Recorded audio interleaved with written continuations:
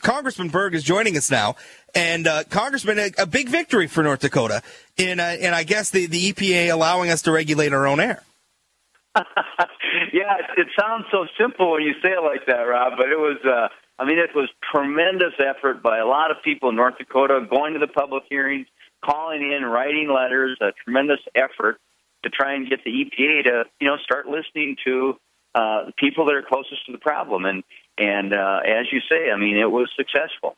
Now, having said that, there's still some issues. Obviously, it's not complete yet because they want to take over and impose the federal plan on Coal Creek and Antelope Valley. But, the first step was a great one. Yeah, that was the thing is that they accepted most of our plans. So those are the exemptions, is those two locations that they want to apply federal regulations in just those specific places? Correct.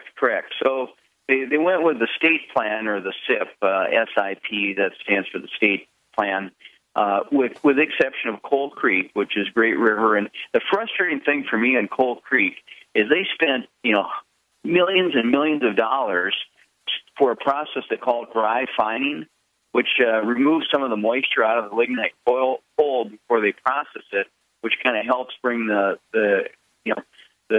sulfates down. It was a great step that they did. Unfortunately, that's one thing that I'm hoping that will be corrected with just the EPA working and getting new numbers and looking at it. But an example of a North Dakota company that did the right thing ahead of time, and now the EPA was saying, well, you got to go farther. And then Antelope Valley is the other one, and that's something that needs to be worked through as well. So both of those are kind of in a compliance window. We were on the phone with them, and we pressed EPA, and they felt that we'd end up with a resolution or a decision on those two within 2 months. So that's positive as well. Let me, I want to get your, and this is sort of my take on the situation, because I've been baffled about why the EPA even picked this fight to begin with. But we've been talking on the show about the difference between good regulation, which is when the government, is legitimately trying to protect the public, we don't want people dumping chemicals in rivers and stuff like that, and bad regulation, where the government's kind of using regulations to manipulate outcomes. My take is when the EPA looks at North Dakota, clearly what we're doing is working. We don't have an air quality problem in North Dakota. We don't have a haze problem. That's not supposition. That's not opinion. That's fact. That's, we can demonstrate that by looking at the science of the people who measure these things in North Dakota. We don't have a problem. So why else would the EPA want to take over something that's working in North Dakota, other than if they want to manipulate regulations to manipulate our energy industry? Yeah, there's two things. Number one is just the huge bureaucracy.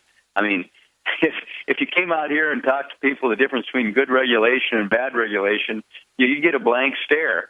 But in North Dakota, we know exactly what you're talking about. There's things for public safety that we have to have for regulation, and there's other just, pages and pages and stacks of common sense without common sense regulation. The other bottom line, in my opinion, is I'm convinced that the administration wants to push, they want to drive up energy costs like they tried to do with cap and trade, but they want to do it through administrative rule.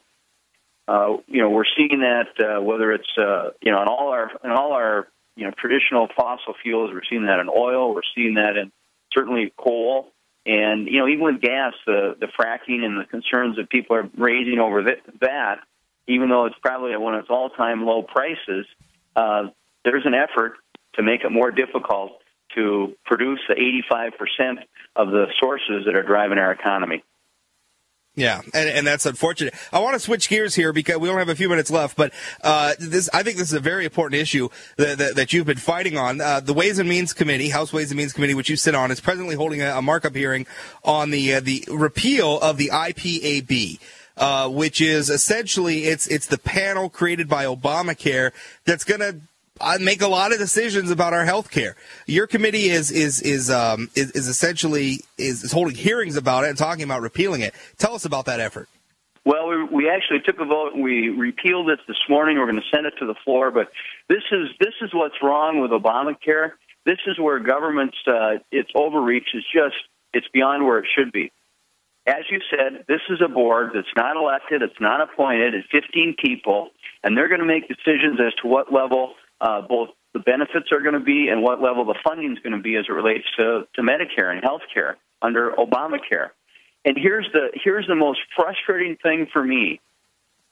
They'll make a recommendation, and Congress needs a 60% vote to override what their recommendation is. It's going from where I think we need to go in healthcare, where we need more decisions between the patient and their physicians. It's going exactly the opposite way to have this, unelected, unaccountable board, but it's also taking majority rules out of the mix, where we elect senators and congressmen from across this country and say, we want a majority of you to make decisions for the country.